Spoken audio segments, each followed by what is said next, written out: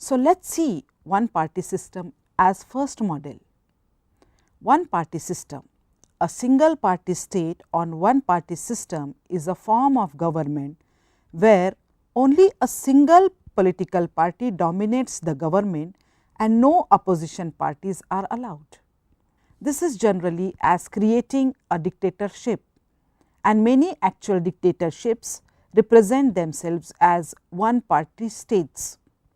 Examples of dictatorships which are not one party states include military dictatorship, which often attempt to ban all party politics during their rule. A one party system can be contrasted with one party dominant system, in which an opposition is not officially prohibited, but it is largely ineffective. Where the one party subscribes to Marxism, Leninism, the one party system is known as a communist state. Single party states often pay lip service to democracy, but without a choice of ruling party. Elections in single party states are usually largely symbolic.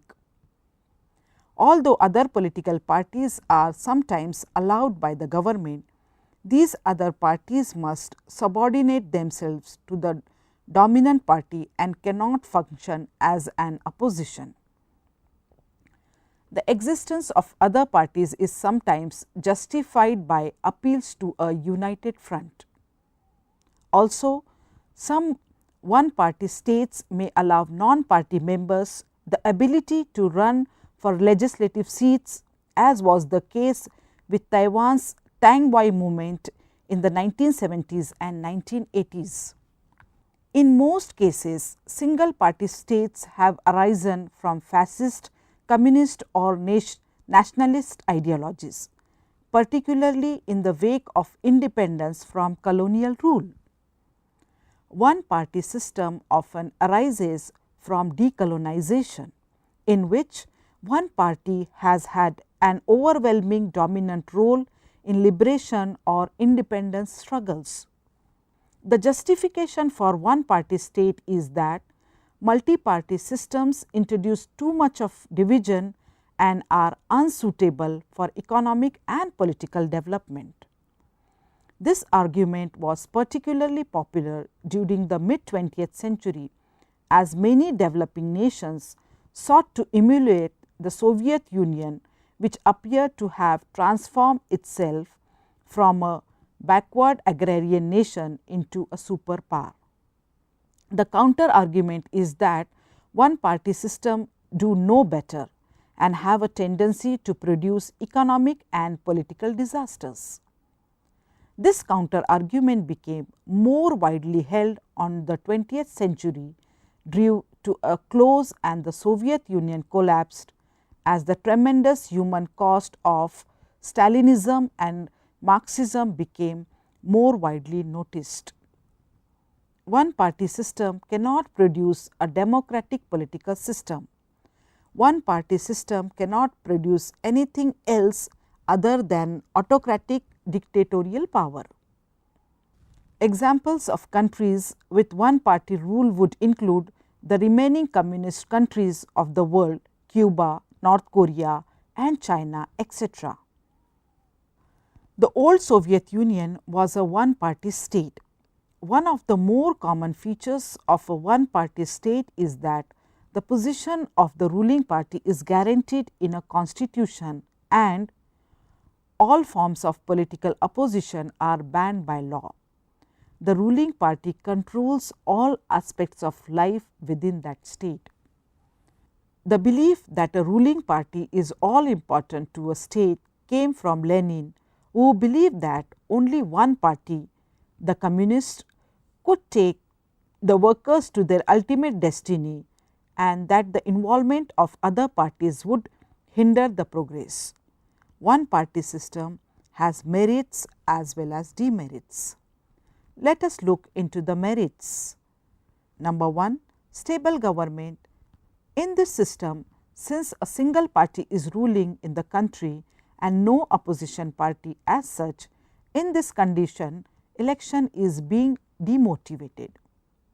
Government is remaining stable because no other party is there in opposition to contest election with the ruling party or oppose the decisions taken by the ruling single party. Number 2, long term planning. One party is ruling everywhere in the country, which helps to create long term policies. Government can make any law and policy and thereafter successfully execute it. Number 3, remarkable economic growth. Having no other party in opposition to oppose the bills in the parliament gives full access to fast economic growth. Many a times we can see deadlock in the parliament where more than one party exists. It leads to a very gradual progress of the economy. Next, efficient administration. All the powers are concentrated in one leader. So, therefore, there are fewer chances of favoritism and nepotism in the administration. Efficient bureaucrats are being recruited in the executive branch, which results into good performance of the administration. Next, unity and discipline. Usually, it is found that rules are very strictly followed in one party system.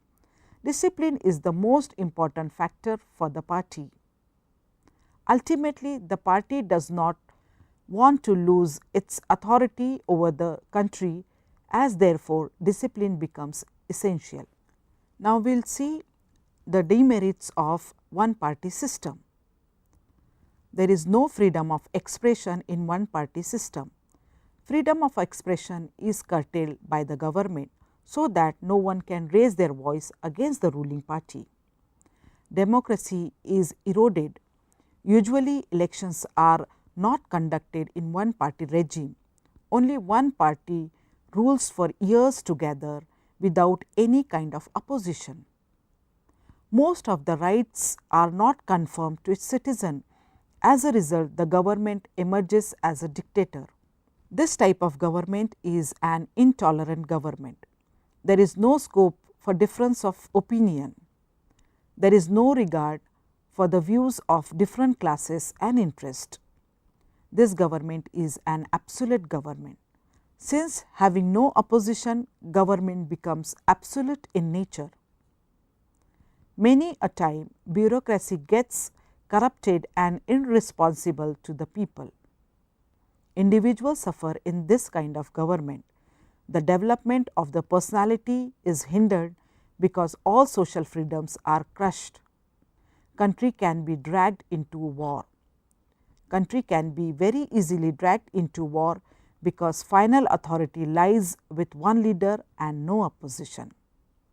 The dictators make enormous military preparations for maintaining their honor and position, and they adopt the policy of war and victory, which is quite harmful for the country.